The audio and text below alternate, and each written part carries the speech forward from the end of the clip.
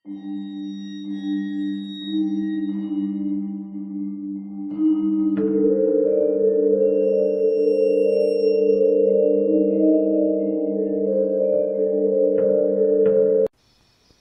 සෙනසුරාදා දවස මට තාම හොඳට මතකයි. ගමට ඉහළින් අහස කළු කරගෙන ආවේ මහා වැස්සක පෙර නිමිති පහල කරමින්. මං මගේ ගුරුවරයා වගේම මගේ හිත මිත්‍රයා වුණු හේරත් හාමි ගුරුන්නාන්සේගේ ප්‍රධාන සහායකයා ලෙස තමයි වැඩ කටයුතු කරන්නේ. හේරත් හාමි ගුරුන්නාන්සේ කියන්නේ සාමාන්‍යයෙන් නිකන් ගමේ කට්ටනිකම් කරන කෙනෙක්ම නෙමේ. යන්ත්‍ර මන්ත්‍ර ගුරුකම් සහ අදෘශ්‍යමාන බලවේගයන් මෙල්ල කිරීම පිළිබඳව ඔහුට තිබුණේ පරම්පරාවෙන් ආපු මනාපල පුරුද්දක්. ඒ වගේම දේශීය වෙදහෙදකමෙත් එතුමා අති දක්ෂයෙක්. අපේ දේවාලේ පිහිටලා තිබුණේ ගම කෙළවර කැලෑවට මායිම් වෙලා. හවස් කාලේ මං දේවාලේ පහන් දල්වන්න සූදානම් වෙනකොටම මැදිවියේ යුවලක් හරිම කලබලෙන් වගේ දේවාල භූමියට ඇතුල් වුණා. එයාලගේ මූණුවල් වල තිබුණේ දැඩි විඩාවක් වගේම නොසන්සුන්කමක්. ගැහැණු කෙනාගේ දැස් කඳුලින් පිරී තිබුණා. පිරිමි කෙනා වටපිට බැලුවේ හරියට නිකන් බයෙන් වගේ. ආයිබෝවන් වෙද මහත්තයා. පිරිමි කෙනා කතා කරේ වේවුලන කටහඬින්. හා එමු මෙහෙන් වාඩි වෙමුකෝ. හේරත්හාමි ගුරුන්නාන්සේ තමන්ගේ පුරුදු තියුණු බැල්මෙන් එයාලා දිහා බලලා එහෙම කිව්වා. ඒගොල්ලන්ගේ මූණු දිහා ටික වෙලාවක් බලාගෙන හිටපු ගුරුන්නාන්සේ ඒ බැල්මෙන් ගොඩාක් දේවල් කියවා ගන්න බව මන් දන්නවා. කාරිනාව ටිකක් බැරෑරුම් වගේ මට පේන විදිහට. ගෙදර ඉන්න දැරිවිට නේද මේ පුරස්නේ. මැදිවියේ යුවල එකිනෙකා දිහා බලාගත්තේ පුදුමෙන් වගේ. තමන් කිසිම දෙයක් කියන්නටත් පෙර හේරත්හාමි ගුරුන්නාන්සේ ඒ බව දැනගත්තේ කොහොමද කියන එක ඔවුන්ට අදහා ගන්නට බැරි වුණා. හේරත්හාමි ගුරුන්නාන්සේ ටිකක් ඉදිරියට නැඹුරු වුණා. දැනටමත් දැරිවි දර දඬු වෙලයි ඇත්තේ. බොරු නම් ටෙලිෆෝන් කෝල් එකක් දීලා බැලුවා නම් හොඳා. ඔහු කිව්වේ කිසිම පැකිලීමක් හෝ සැකයක් නැතුව. එවෙලෙම කාන්තාව වේවුලන දෑතින් තමන්ගේ සැමියාගේ ජංගම දුරකථනය අරගෙන ගෙදරට හරි කාට හරි ඇමතුමක් ගත්තා. දුරකථනයෙන් ඇසුණු පිළිතුරෙන් ඇයගේ මුහුණේ ඉරියව් සම්පූර්ණයෙන්ම වෙනස් වෙලා ගියා. ඇය පුදුමයටපත් වෙලා බියමුසු බැල්මකින් දුරකථනේ විසන්ධි කරලා හේරත්හාමි ගුරුන්නාන්සේ දිහා බැලුවා. මොකෑ මං වැරදිද? හේරත්හාමි ගුරුන්නාන්සේ ඇහුවේ මුවගට නැගුණු සියුම් සිනහවක්ද සමගින්. අනේ නෑ මහත්තයෝ, හරියටම හරි. ගෙදරින් කිව්වේ දැන් ටිකකට කලින් කෙල්ල එකපාරටම සිහි නැති වෙලා ඇඳේ දරදඬු වෙලා වැටුණයි කියලා. අනේ අපිට පිහිටක් වෙන්න වේද මහත්තයෝ. මේ කි අපේ එකම දරුවා. ඒ කාන්තාව හඬා වැටෙන්නට වුණා. හොඳා. කලබල වෙන්න කාර්යයක් නෑ. අඬලා දොඩලා මෙව්ව විසඳන්නටත් බෑ. හරි. එහෙනම් බදාදට වැඩේ කරමු. මේක ලේසි පාසු වැඩක් නෙමේ. මං ලැයිස්තුව දෙන්නම්. ඒ බඩු ටික ලෑස්ති කොරාන බදාදා හැන්දෑවෙම දැරිවිවත් එක්කාන මෙහාට එන්ට. ගුරුන්නාන්සේ මට සංඥාවක් කරමින් පූජා භාණ්ඩ ලැයිස්තුවක් ලියා දෙන ලෙස එසේ පැවසුවා. පස්තෙල්, දුම්මල, පුවක්මල්, දෙහි සහ විශේෂයෙන්ම කළු පාට කුකුලෙක් ඇතුළු ද්‍රව්‍ය රාශියක් එහි තිබුණා. බදාදා දිනේ උදා වුණේ මූසල අඳුරකුත් සමගින්. රාත්‍රිය එළඹෙනකොට දේවාල භූමිය දුම්මල සුවඳින් පිරී ගියා. මං මල් යහන සකස් කරලා පුවක් මල් එල්ලලා අඳුරු ආලෝකයේ මැද සියලු කටයුතු සූදානම් කළා. කුකුලන් කූඩයකට දමා දේවාලයේ කෙළවරක තැබුවා. රාත්‍රී 8 පමණ වන විට අර යුවල තමන්ගේ තරුණ දැරියත් කැඳවාගෙන එහි පැමිණියා. දැරියගේ ඇස්වල තිබුණේ අමූතුම හිස් බැල්මක්. ඇගේ දෑත් දෙපා අසාමාන්‍ය ලෙස දරදඬු වී තිබුණා. හේරතාමි ගුරුන්නාන්සේ දැරියව මල් යහන ඉදිරිපිට පැදුරක් මත වාඩි කරවලා මන්ත්‍ර ජප කිරීම ආරම්භ කළා. දුම්මල දුමාරේ මැදින් හේරතාමි ගුරුන්නාන්සේගේ ගාම්භීර හඬ දෝංකාර දුන්නා.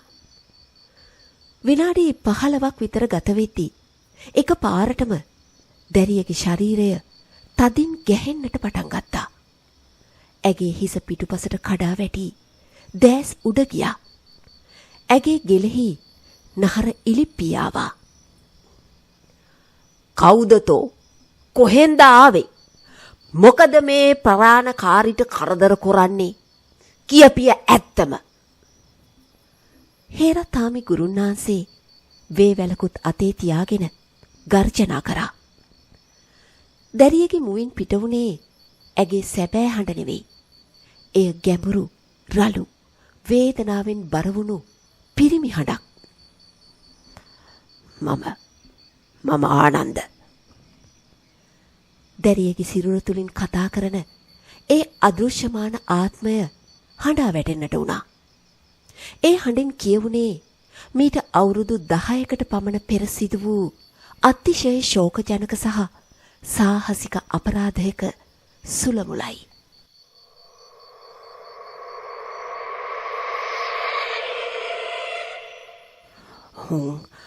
මාව හිරකොලා මහත්තයෝ, මට හෙලවෙන්නවත් බැරි විදිහට කුප්පියක දාලා හිර කරලා තිබුණේ. මගේ ගෑණි ළඟට මට එන්න බෑ. මං ඒකිට ආදරේ මහත්තයෝ. ආත්මය දැඩි වේදනාවකින් කෑ ගැහුවා. උඹේ ගෑණි කවුද? කවුද උඹව මැරුවේ? කියාපිය සේරම.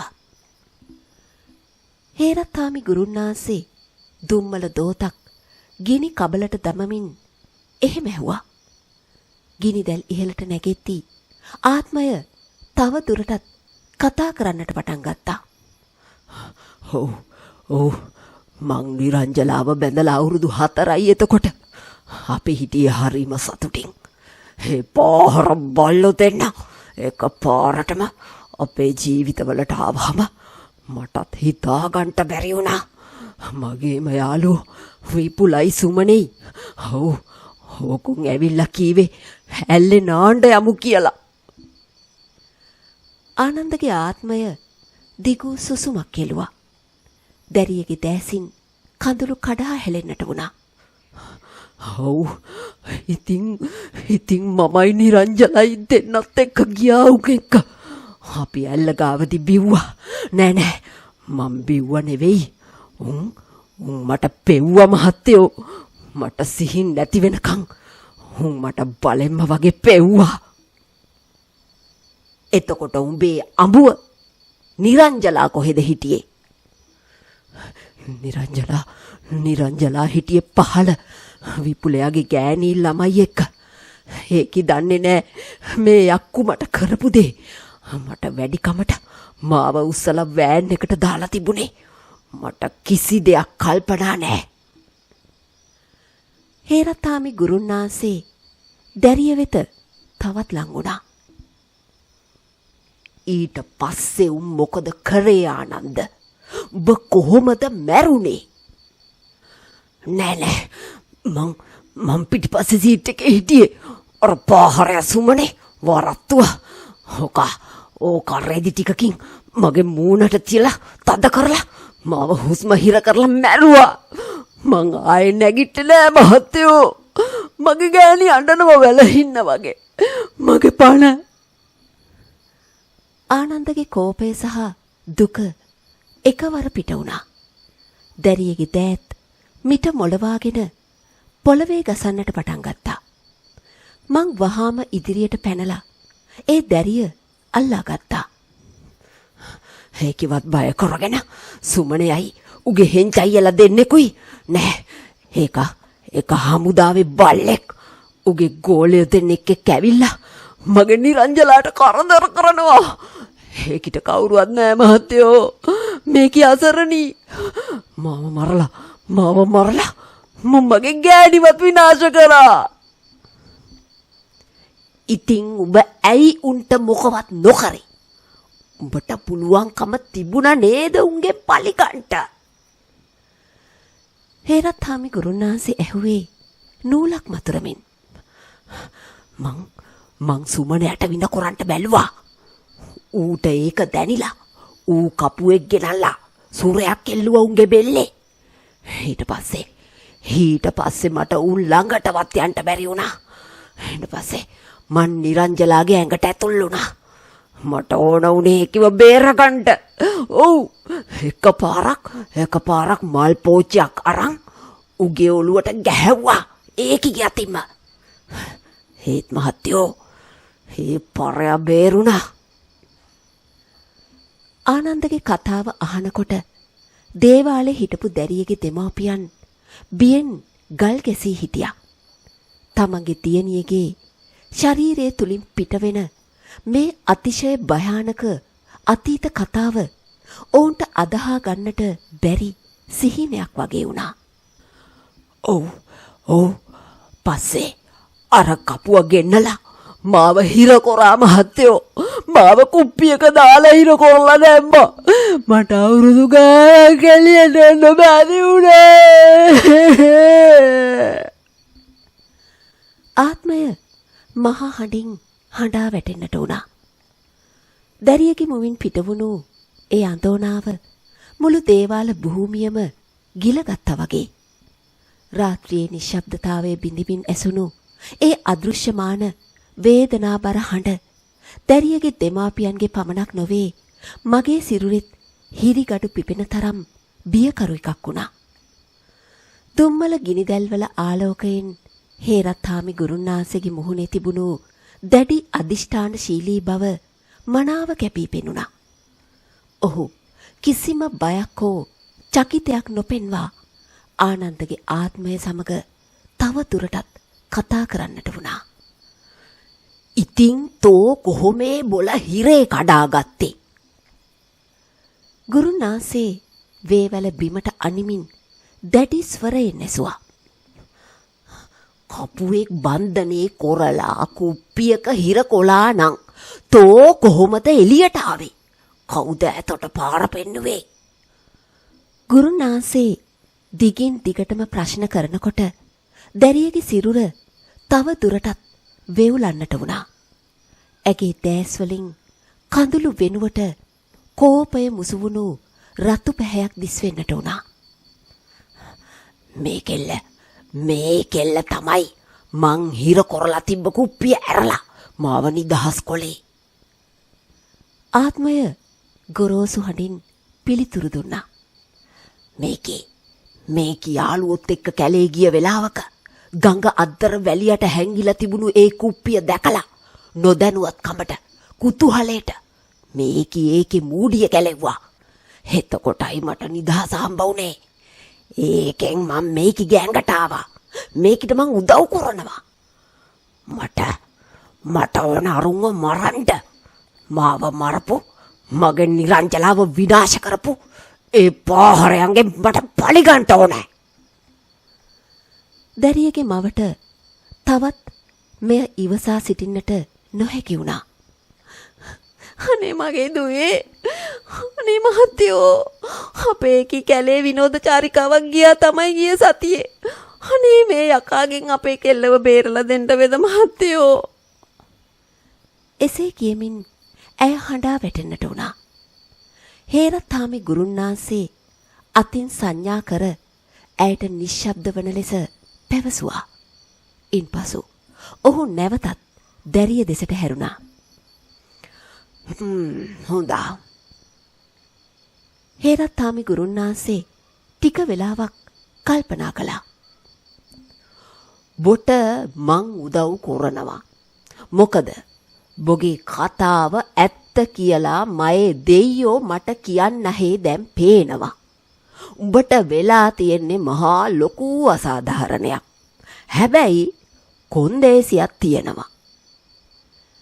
හේරත්හාමි ගුරුන්නාන්සේ පැත්තකින් තිබුණු දේව ආභරණ තැන්පත් කරලා තිබුණ මල් යහන දිහාට හැරුණා. එතන තිබුණු රත්තරම් පාට ත්‍රිශූලේ අතට අරගෙන ඔහු එය දැරියගේ නළලට ආසන්න කරවමින් ගිගුරුම් දෙන හඬින් මෙසේ කීවා. බොට පුළුවන් මේ ඇත්තිගේ ඇඟෙන් සදහටම යන්න. තොට විනකොළ ඒකුන්ගේ පණකෙන්දත් අරන් උඹේ පලිය උඹ ගනින්. ඒකට මං පාර හදලා දෙන්නම්.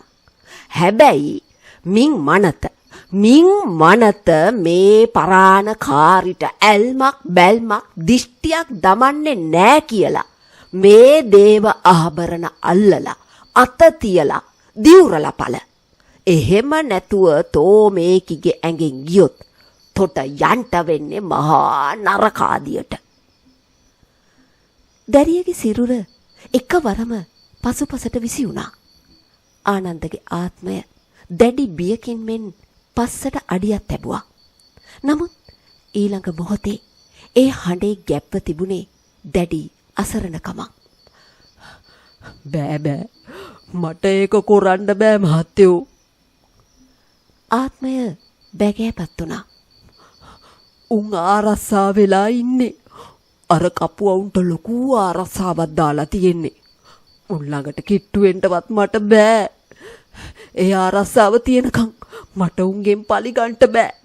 මට මේක තනියම කරන්න බැරි නිසායි මම මේ කෙල්ලගේ ඇඟේම ඉන්නේ. ඒ වචන ඇසුණත් එක්කම ගුරුන්නාන්සේ එකවරම උස් හඬින් සිනාසුණා. ඒ සිනහව මුළු දේවාලයම දෙවනත් කරා. එය සරදම් සහගත මෙන්ම අතිශය ගාම්භීර හිනාවක්. ඈබුල තෝ තාම දන්නේ නැතෙයි මගේ ළඟ ඉන්නේ කවුද කියලා? හේරත්හාමි ගුරුන්නාන්සේ ගර්ජනා කළා. උඹ හිතුවද ඔය කපුවන්ගේ ආරක්ෂාවල් මට කඩන්ට බෑ කියලා? මට තොපි ඕන නෑ බොල. මගේ උන්ට කියවුවොත් මේ ජාමෙට කලියෙන් තෝ කියන අයවලුන් ඕන පරේගේ බොටුව කඩනවා බොල. දැනගන්. හේරත්හාමි ගුරුන්නාන්සේගේ ඇස් ගිනි පුපුරු වගේ දිලිසෙන්ට වුණා. ඔහු වහාම මල් යහන ඉදිරිපිට දන ගසාගෙන දුම්මල කුඩු මිටක්ගෙන ගිනි කබලට දැම්මා. එකවරම ගිනි දැල් අඩි ගාණක් ඉහළට නැගුණා. දේවාලය තුලින් සීතල හුලඟක් හමා ගිය අතර පිටතින් ඇසුනේ බල්ලන් උඩුබුරන හඬක්. අවට පරිසරයේම යම්කිසි අදෘශ්‍යමාන බලවේගයකට නතු වුණා වගේ මට දැනුණා.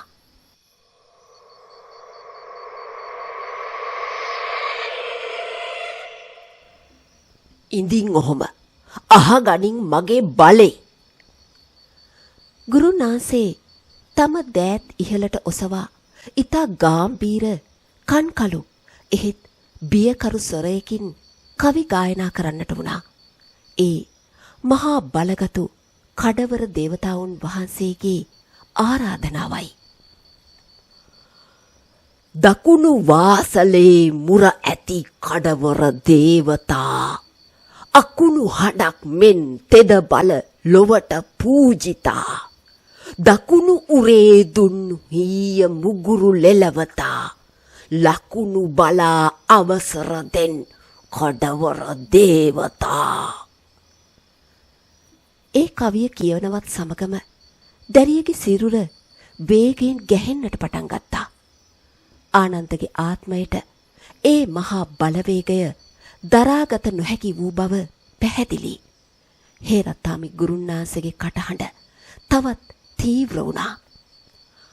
7ක් මාළු රං ඇඹුලෙන් ගොටුව දෙනා. 5ක් කැවිලි රං කැන් ගෙඩි 3ක් ගෙනා. මේ කවි ගායනයත් සමග දේවාලයේ තිබුණු පහන්සිලු එකවරම විශාල වී දැල්වෙන්නට වුණා. කඩවර දේවතාවුන්ගේ අදෘශ්‍යමාන බැල්ම ඒ මොහොතේ දේවාලයට වැටි ඇති බව මට ඉඳුරාම විශ්වාසයි. හේරත්තාමි ගුරුන්නාන්සේ තවත් කවි කිහිපයක් ගායනා කරමින් ආනන්දගේ ආත්මයට විරුද්ධව සිටින ඒ දුෂ්ට මිනිසුන්ගේ සියලු ආරක්ෂාවන් බිඳ දමන ලෙසත් කඩවර දේවතාවුන්ගේ අවසරය ලබා දෙන ලෙසත් ඉල්ලා සිටියා. කවි කියා අවසන් වනවත් සමගම දැරියගේ සිරුර තුලින් විශාල සුසුමක් පිට වුණා. ආනන්දගේ ආත්මය දැන් මහා බලගතු කඩවර දේවතාවුන්ගේ ආඥාවට යටත් වී හමාරයි. හරි හොඳා. ගුරුනාන්සේ නැවතත් දැරිය දෙසට හැරුණා. දැන් උන්නේ බල ඉවරයි බොල. තෝ යනහක පල. හැබැයි දැන් තෝ යන්නේ මයේ එකෙක් එක්ක. තොට ඕන දේ කොරපන්. තොගේ පලිය තෝ ගනින්.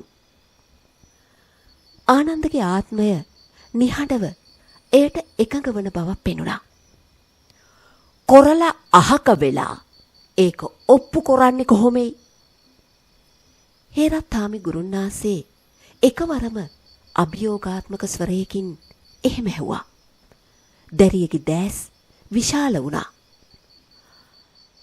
කොහොමද උඹට ඔප්පු කරන්න ඕනේ? ආනන්දගේ රළු හඬින් පිළිතුරු ලැබුණා. ගුරුන්නාන්සේගේ මුහුණේ ක්‍රූර සිනහවක් ඇඳී ගියා. ඔහු සූදානම් වන්නේ ආත්මයත් සමග භයානක ගිවිසුමකට එළඹීමට බව මට වැටහුණා. හේරත්තාමි ගුරුන්නාන්සේගේ මුවගට නැගුණේ අභිරහස් මෙන්ම තැති ගන්වන සුළු සිනහවක්. ඔහු දැරියගේ ඇස් දිහා කෙලින්ම බලලා මන්තර පොතේ පිටු කිහිපයක් පෙරලලා මහා බලගතු සූත්‍රයක් මුමුණන්නට වුණා. දේවාලය තුල තිබුණු තෙල් පහන්වල සිලු එකවරම නිල් පැහැයට හැරී අද්භූත ආලෝකයක් මුළු පරිසරය පුරාම විහිදී ගියා. ඉඳින් මං අහලා කියන්ට. හේරත්තාමි ගුරුන්නාන්සේ තමන්ගේ දකුණත ඉහළට ඔසවලා අනකලා. ඔහු රහස්‍ය මන්ත්‍ර පාඨයක් ඊතා වේගයෙන් ජප කරමින් ආනන්දගේ ආත්මයට තම අවසාන කොන්දේසිය ඉදිරිපත් කළා. හොඳා. තොට පුළුවනිද මේ ජාමේ අවසන් හෝරාවේ කළු සැවුලගේ බොටුව කඩන් යන්ට. හැබැයි මතක තියා ගනින්. තොගේ බිල්ල අරන් අහවර වෙලා තමා මේක ඔප්පු කොරන්ට සැවුල් බිල්ල ගන්නේ. තේරුණානේ? මා එක්ක සෙල්ලම් බෑ. හේරත්තාමි ගුරුන්නාන්සේ වේවැල පොළවේ ගසමින් එසේ පැවසුවා. මෙයින් අදහස් කළේ ආනන්දගේ ආත්මය මුලින්ම තමන්ගෙන් සහ තම බිරිඳගෙන් පලිගත් ඒ සාහසික අපරාධකරුවන් දෙදෙනාගේ ජීවිත බිලිගත යුතු බවයි. ඉන් පසුව එම පලි ගැනීම සාර්ථකව අවසන් කළ බව ගුරුන්නාන්සේට ඔප්පු කිරීම සඳහා දේවාලයේ බැඳ දමා සිටින කළු කුකුලාගේ බෙල්ල කඩා දැමිය යුතු වුණා. දැරියගේ සිරුර තුල සිටි ආත්මය මදක් පසුබට වන බවක් පෙනුනත් හේරත්තාමි ගුරුන්නාන්සේගේ සහ කඩවර දේවතාවුන්ගේ අනසකට පිටින් යාමට ඔහුට කිසිදු ඉඩක් තිබුණේ නැහැ. ආත්මය දැඩි එකඟතාවයෙන් හිස වැනුවා. මං ඒක කරන්නම් මහත්තයෝ. මං උන්ව ඉවර කරලම ඔප්පු කරන්නම්. එහෙනම් දැන් පල. හේරත්තාමි ගුරුන්නාන්සේ අවසාන වරට නියෝග කළා.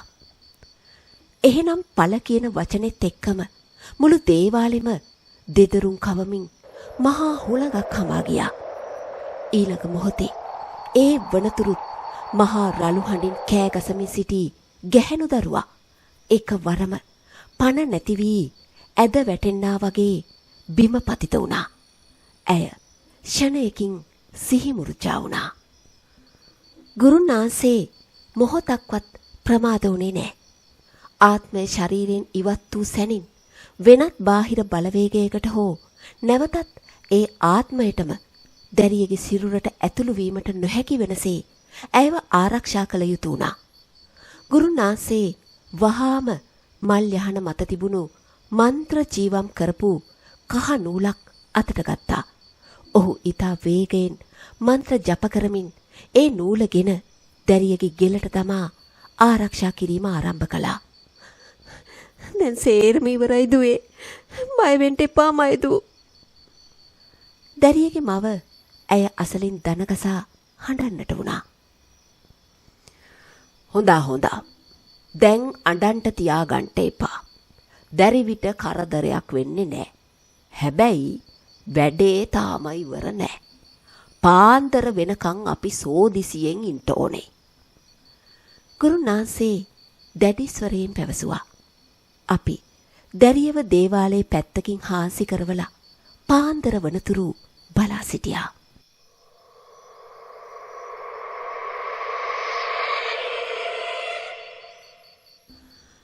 කාලය හෙමින් ගෙවී ගියා.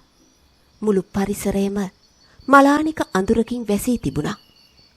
රාත්‍රියේ භයංකාරත්වය කෙමෙන් තුනී වී අලුයම් කාලයේ උදා වෙමින් තිබුණා. හේරත්තාමි ගුරුන් වහන්සේ සහ මම නොනිදා පහන් කරමින් දේවාල භූමිය දෙස අවධානයෙන් සිටියා. වැඩ ඉවර වී පාන්දර 5:20 පමණ වන විට දේවාලයේ කෙළවරක කූඩුවක් තුල කකුල් බැඳ දමා තිබූ කුකුලන් 3 දෙනා එක පාරටම කලබල වුණා. උන් මහ අමුතු හඬක් නගමින් බියෙන් වගේ කෑ ගහන්නට වුණා. කකුල් බැඳ දමා තිබුණත් ඔවුන් තරමක් දැඟලුවා. මං වහාම ඒ දිහා හැරිලා බැලුවා. එකපාරම අපි බිල්ල සඳහා වෙන් කර තිබුණු කළු පාට කුකුලා උඩ පැන්නා. ඌ හරියට කූඩුවෙන් පැන දුවන්නට තැත් කරනවා වගේ උඩ පැන්නා. ඊළඟ තප්පරේ සිදු වුණේ අදහා ගන්නට බැරි බියකරු දෙයක්. කිසිවෙක් හෝ කිසිදු ආයුධයක් දේවාලයේ තිබුණේ නැහැ. නමුත් ෂණිකවම උගේ බෙල්ල කැඩී ලේ වීසි වී ගියේ කවුරුන් හෝ පිහියකින් කෙටුවා වාගේ. මහා පුදුමයකට මෙන් කුකුලාගේ බෙල්ල සම්පූර්ණයෙන්ම වෙන් වී ලේ බින්දු තනින් තන විසිරී ගියා. ආනන්ද තමන්ගේ පලි ගැනීම අවසන් කර ගිවිසුම ප්‍රකාරව සාක්ෂි ඔප්පු කර ඇති බව අපට වැටහුණා. මටත් නිකන් ඉන්න බැරිකම නිසා මේ අద్භූත සිදුවීම ගැන ඇතිවුණු කුතුහලය දරා ගන්නට බැරුව මම වහාම කුකුලාගේ සිරුර අසලට ගියා. ඒ ගිහින් කුකුලව අල්ලගෙන සෝදිසි කරා. නමුත් මං දැකපු දෙයින් මගේ ඇඟ කිලි පොලා ගියා. කුකුලගේ බෙල්ල කැඩිලා ලේ පිටතට විසි වෙලා තිබ්බත් ලේ පොඩ්ඩක්වත් පේන්නේ නැහැ උගේ ඇඟේ. මුළු ශරීරේම තිබුණු ලේ ටික හරියට අద్භූත විදිහට එළියට ඇදලා දාලා වගේ.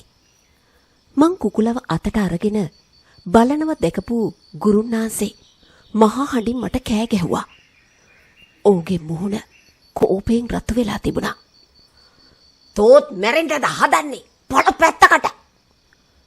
ගුරුන් වහන්සේ කෑ ගහගෙන මගේ ළඟට ආවා. "ඔව් අල්ලන්න එපා බොල. ඕක පිටිපස්සේ ඉන්නේ මහා බලගතු ප්‍රේත දිස්ත්‍යක් සහ කඩවර බලය. තොටත් විනේ වෙයි."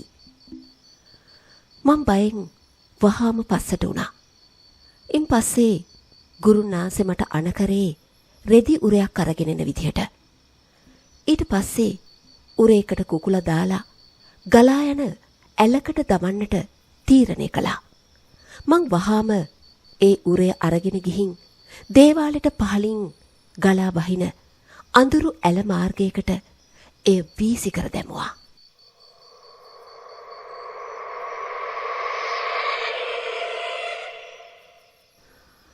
අලුයම 6 පමණ වන විට තරුණ දැරිය සෙමින් දෑස් සැරියා. ඇගේ දෑස්වල තිබුණු අර අද්භූත හිස් බව සහ කෝපය දැන් සම්පූර්ණයෙන්ම පහව ගොස් තිබුණා. ඇය තමන්ගේ මව්පියන් දිහා බලලා සාමාන්‍ය විදිහට කතා කරන්නට වුණා. අම්මේ මට බඩගිනි. මං කොහෙද ඉන්නේ? ඇය ඇහුවා. දැරියගේ දෙමාපියන්ගේ ඇස්වලින් සතුටු කඳුළු කඩා වැටුණා. හේරතාමි ගුරුන්නාන්සේ දැරියගේ හිසට අත තබා ආශිර්වාද කරා. ඉන්පසු ආතුරයා සුව ලබා අප සිටි නිවස ආරක්ෂා කර අපිත් පිට වුණා. දැරියගේ නිවසටත් ගොස් කිසිදු දෝෂයක් නැවත ඇති නොවනසේ ආරක්ෂක නූල් සහ තෙල් මතුරා දමා අපි නැවත අපගේ දේවාලයේ දෙසට පැමිණීමට පිටත් වුණා. ගමන අතරතුර මගේ සිත තුළ තිබුණු කුතුහලය තාමත් නිමා වෙලා තිබුණේ නෑ. මං ගුරුන්නාන්සේ දිහාට හැරිලා හිමින් කතා කරා. ඉතින් ගුරුන්නාන්සේ අර භූතයා එන එකක් නැද්ද? ගුරුන්නාන්සේ ටිකක් නතර වෙලා මගේ දිහා බලලා මද සිනහවක් පෑවා. අනිවාර්යෙන්ම එනවා. ඔහු ඉතාමත් ස්ථාවර හඬින් එසේ පැවසුවා. මම බය වුණා. මොකක් ගුරුනාන්සේ? එහෙනම් අර මිනිසුන්ට ආයෙ කරදර කරයි නේද? අර දැරිවිට ආයෙත් අසනීප වෙයිද? හේරතාමි ගුරුනාන්සේ ඔළුව වෙනුවා. උන්ට කරදරයක් නෑ දැන්. ඒ මැරුණු එකා. ඒ කියන්නේ ආනන්ද ඌ දැන් උගේ පලිය ගත්තා. අර පාහරයෝ දෙන්නට දේව දඬුවම වාගෙම ආනන්දගේ දඬුවම ලැබිලා ඉවරයි මේ වෙනකොට. ඒත් ඕක ආයම එන්න ඉඩ තියෙනවා. මොකද මං ඌව යැව්වේ තනියම නෙවෙයි. මගේ කට්ටියක් එක්ක. අනික ඌව කඩවර උන්නාන්සෙට යටත් කරලා ඉන්නේ. ඉතින් ඌ ආය ආවහම මොකද කරන්නේ ගුරුනාන්සේ? මං ඇහුවා. ඌ ආය ආවහම මං ඌව ආයමත් ගෙන්නලා අල්ලලා මේ වාගේ කැලෑවල දේවාලවල රක්කවන්නේ නෑ. ඌව කෙලින්ම ජයසිරිමා බෝධිය ගාවට ගිහිල්ලා නිදහස් කරනවා. එතකොට ඌට පින් අතේ වැඩක් කරගෙන හොඳ ආත්මයක උපදින්න පුළුවන්. අසරණ වෙච්චි ආත්මවලට පලි ගත්තට පස්සේ යන්ට තැනක් තියෙන්න ඕනනේ. හේරතාමි ගුරුන්නාන්සේ ඈත ආකාශය දිහා බලමින් එහෙම කිව්වා. පායන හිරුගේ රැස් කැලෑ රොද අතරින් පොළවට වැටෙද්දී මුළු රාත්‍රියක් පුරා පැවති අන්ධකාරයේ බිහිසුණු සෙවණැලි කෙමෙන් මැකී යමින් තිබුණා.